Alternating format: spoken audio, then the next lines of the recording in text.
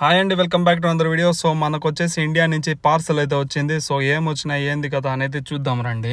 ఇంకా నాకు వచ్చేసి జ్యూస్ తాగేదానికి జార్ అయితే కావాలని చెప్పేసి ఇంకా నేనైతే స్పెషల్ గా జార్ అయితే తెప్పించుకున్నా, ఎలక్ట్రిక్ ది. ఇంకా దాని తర్వాత వేసుకునేకి బట్టలు తెచ్చుకోలేదు వచ్చేటప్పుడు, నేనైతే టీ షర్ట్లు అయితే తెప్పించుకున్నా.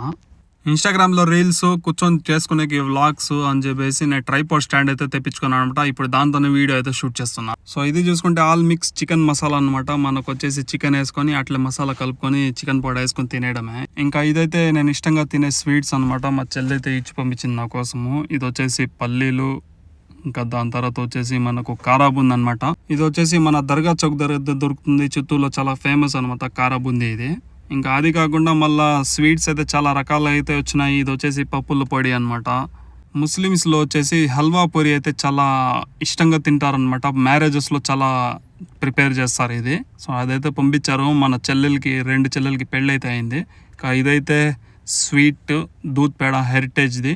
ఇంకా అంతే. సో ఎలా ఉందో వీడియో కామెంట్ చేయండి. వీడియో నచ్చితే లైక్ చేయండి, షేర్ చేయండి, సబ్స్క్రైబ్ చేసుకోండి. Bye bye.